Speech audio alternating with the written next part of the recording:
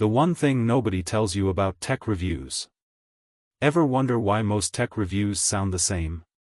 They all miss one crucial thing, and it's time someone told you what's really going on. If you're about to spend big on that new gadget, there's something you need to know first. Everyone's got a hot take on the latest gadget. But let's be real for a second, are those reviews actually helpful? I'm going to break down what most tech reviews leave out, and why understanding this can save you from wasting your money. Stick around if you want to get smart about your next tech purchase. Introduce a problem/challenge asterisk. Okay, so here's the problem. Most tech reviewers focus on specs and features.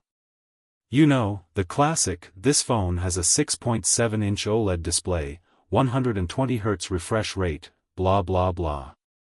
Sounds impressive, but what does any of that actually mean for you? Do these reviews ever help you figure out if this device is right for you personally? Probably not. It's like they all expect you to make decisions based on numbers that only engineers care about. But here's the thing, buying tech is about more than just specs. You want to know if it'll make your life easier, right? You want to know if it's worth the cash. And that's exactly what most reviews are missing. They tell you what the gadget is, but they don't tell you how it fits into your life. Exploration and development asterisk. 1. Specs are just numbers. Let's break this down. Imagine you're watching a review of the latest phone. The reviewer throws a bunch of numbers at you. It's got a Snapdragon 888 processor with 8 GB of RAM and a 5000 mAh battery. Cool, but what does that mean for someone who just wants to check Instagram without their phone dying by lunchtime? Here's what those reviews don't tell you: specs don't always translate into a better experience. Sure, a bigger battery sounds like a good thing. But if the software isn't optimized, you're still going to be reaching for a charger at 3 p.m. The takeaway? Specs are a part of the story, but they're not the whole picture. What really matters is how the gadget performs in your day-to-day life. Does it feel good to use? Does it last? Does it do the things you need it to do without being a hassle? That's the stuff that tech reviews often gloss over. 2. The bias nobody talks about. Now, let's get into something juicier, the bias.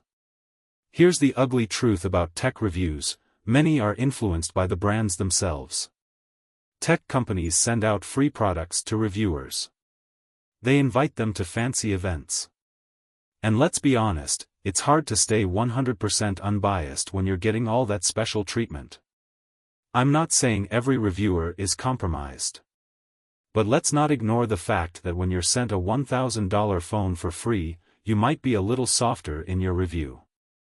It's just human nature.